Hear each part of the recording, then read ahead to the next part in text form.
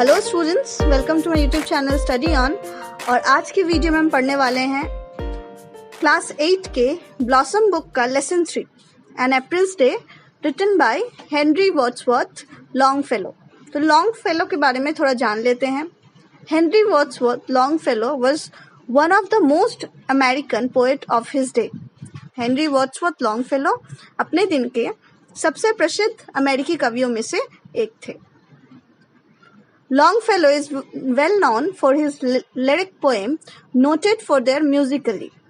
Longfellow अपनी गीतों वाली कविताओं के लिए जाने जाते हैं, जिन्हें संगीतमयता के लिए जाना जाता है, यानी अपने म्यूजिकल पोएम्स के लिए वो ज़्यादा जाने जाते हैं।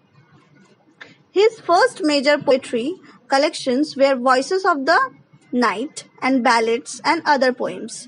तो उनके जो मेजर कविताएं हैं, जो सबसे प्रमुख कविताएं हैं, उसमें है Voices of Nights, Ballads and Other Poems. The present text is a part of Longfellow's poem of the same name. और ये जो आपका पार्ट है यहाँ पे, ये जो टेक्स्ट है, ये भी उनके इसी नाम के एन अप्रैल डे नाम के एक कविता से लिया गया है और यहाँ पे उसका एक छोटा सा पार्ट दिया गया है।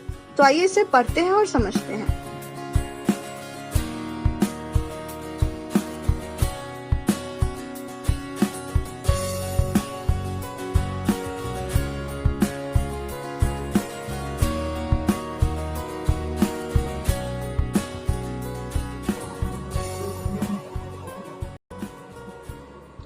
When the warm sun that brings seed time harvest has returned again, it is sweet to visit the still wood where springs the first flower of the plain.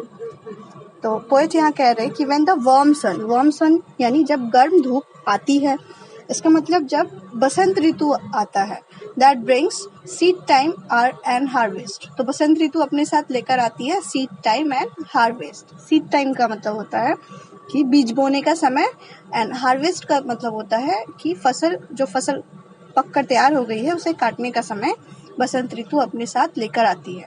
तो लेखक यहाँ कहना चाह रहे कि अब जो ऋतु आया है वो कौन सा ऋतु है? अब जो ऋतु है वो है बसंत ऋतु। बसंत ऋतु आ गया है और साथ ही बसंत ऋतु के आने के साथ ही सीड टाइम और हार्वेस्टिंग का टाइम भी आ गया है, यानी जो किसान है वो अब जो है खेतों में नए नए बीज बोएंगे और उसके साथ ही जो पुराने फसल है जो कि पककर तैयार हो गया है उसे काटेंगे। हैज़ रिटर्न अगेन, तो ये समय, ये मौसम, ये ऋतु फिर से वापस आ गया है। It is sweet to visit still wood where springs the first flower of the plain. तो इस वक्त वुड में जाने के लिए, वुड यानी जंगलों में जाने के लिए बहुत ही मनोरम है। स्वीट यानी मनोरम या सुहावना कह सकते हैं। तो ये वक्त जंगलों में घूमने के लिए, वहाँ जाने के लिए बहुत ही सुहावना है। Where springs the first flower of the plain, जहाँ पे स्प्रिंग ने, जहाँ पे बसंत ने अपना पहला फूल खिलाया है। तो जंगल में बसंत ने क्या किया है? अपना फर्स्ट फ्लावर, फूल खिलाया है, जिसके वजह से पूरा जो जंगल है वो फूलों से भरा हुआ है और रंग बिरंगे फूल है। तो इसीलिए ये इस ऋतु में, खासकर बसंत ऋतु में जंगलों में जाना बहुत ही सुहावना लगता है। I love the season well, when forest glades are teeming with bright forms, nor dark many flooded clouds foretell the coming of storms. तो लेखक, जो पोएट है, वो यहाँ कह रहा है कि I love the season well, यानी मुझे ये ऋतु बहुत पसंद। लॉन्गफेलो है, उनको बसंत ऋतु बहुत पसंद है। क्यों पसंद है? When the forest glades are teeming with bright forms. तो वो कह रहे हैं कि जब फॉरेस्ट ग्लैड्स का मतलब होता है कि जंगल में जो खुला हुआ मैदान है उसे इंग्लिश में ग्लैड्स कहते हैं। तो जितने भी जो ग्लैड्स है, ऐसे जितने भी खुले हुए मैदान है, वो इस ऋतु में रोशनी से चमक उठते हैं। यहाँ पे चारों जगह रोशनी फैल जाती है और जंगल जो है अंधेरा नहीं दिखता है। इस वक्त जो है सभी जगह जंगल के जितने भी कोने हैं, जो भी मैदान है, वो सब चमक रहे होते हैं। Not dark and many folded clouds foretell the coming of storms, यानी कोई भी अंधकार, डार्क का मतलब होता है अंधकार या अंधेरा। मेनी फ्लोडेड क्लाउड्स यानी बहुत सारे, आसमान में जो बहुत सारे बादल दिखेंगे, ये फोरटेल नहीं करेंगे, यानी भविष्यवाणी नहीं करेंगे या किसी स्टॉर्म के आने का संकेत नहीं करेंगे। यानी इस वक्त का जो बादल है, इस वक्त का जो मौसम है, वो भी बहुत साफ होता है। इस वक्त किसी भी तरीके से स्टॉर्म यानी तूफान आने का कोई चांसेस नहीं है। तो आसमान में बादल रहते हुए भी आप जंगलों में जा सकते हैं, घूम सकते हैं। From the earth's loosened mold, the sapling draws its sustenance and thrives. The sticking to the heart with winter's cold, the dropping trees revives. From the earth's loosened mold, earth's loosened mold का मतलब है कि जो अर्थ की यानी पृथ्वी की जो ढीली जमीन है, पृथ्वी की ढीली जमीन से सैपलिंग्स अपना सस्टेन्स लेते हैं। सैपलिंग्स यानी छोटे पौधे अपना पदार्थ लेते हैं। सस्टेन का मतलब होता है पदार्थ या खाना। तो छोटे पौधे वहां से अपना पदार्थ यानी खाना लेते हैं एंड थ्राइव्स, और उसके साथ ही खाना लेकर क्या करते हैं, फलते फूलते हैं, यानी बड़े होते हैं, वृद्धि करते हैं। तो वृद्धि करने के लिए उनको क्या चाहिए, पदार्थ चाहिए, खाना चाहिए, जिसे वो अर्थ के लूजन मोल्ड से यानी अर्थ की ढीली जमीन से लेते हैं। Though sticking to the heart with winter's cold, the drooping trees revive. तो यद्यपि उनके जो हार्ट है, उनके दिल तक को यानी पौधे के पेड़ के दिल तक को विंटर कोल्ड ने, अब यानी बसंत ऋतु से पहले अभी भी क्या गई है, शीत ऋतु गई है। और ये जो पोएम है इसे लिखा है एक अमेरिकन पोएट ने, और अमेरिका में उन्होंने जब पूरे अमेरिका के एनवायरनमेंट को इमेजिन करके ही ये पोएम लिखा है।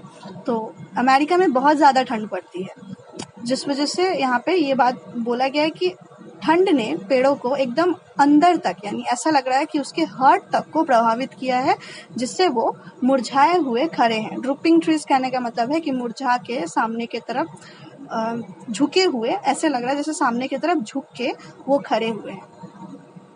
तो इस ऋतु में बसंत आने के साथ क्या होता है, बसंत आने के साथ ही जो है सन वार्म आता है, यानी जो गर्म धूप है वो आती है, और साथ ही पेड़ जो है, जितने भी पौधे हैं सारे रिवाइव हो जाते हैं, यानी फिर से जीवित हो उठते हैं, फिर से खड़े हो जाते हैं, और उसमें एक ताजापन आ जाता है, रिवाइव हो जाते हैं।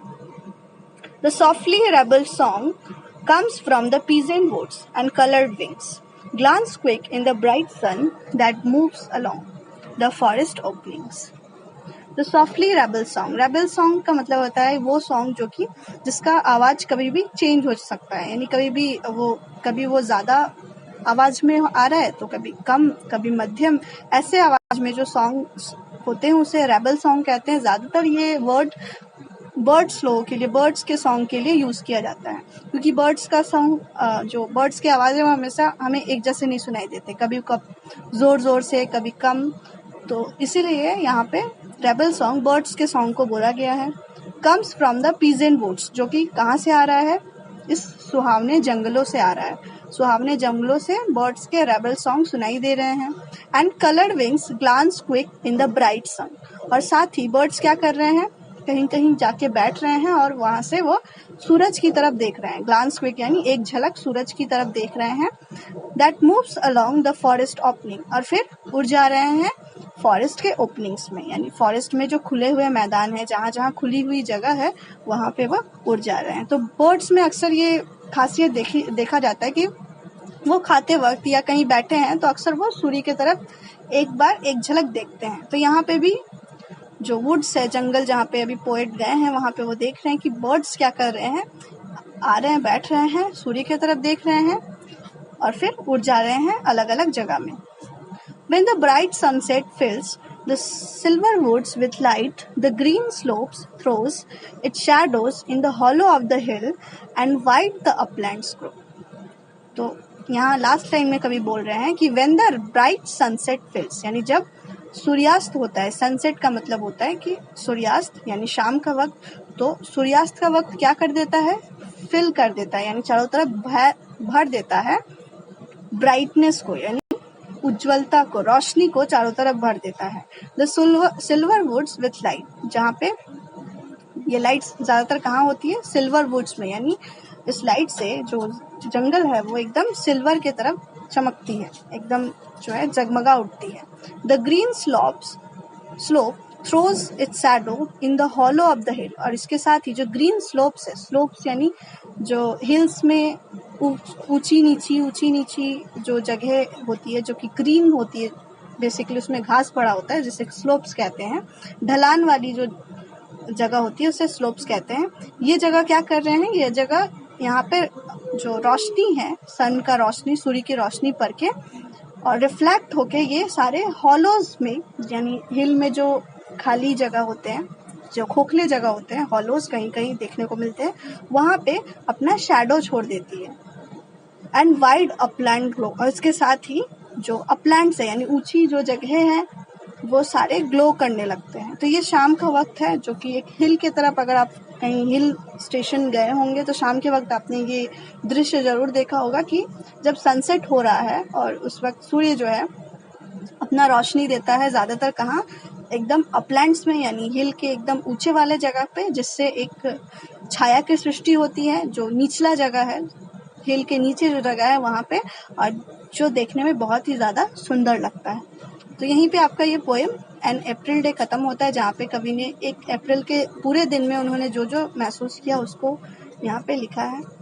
आई होप आपको ये पसंद आया हो, और ऐसे ही बहुत सारे वीडियोस के लिए मेरे चैनल को सब्सक्राइब कर दे।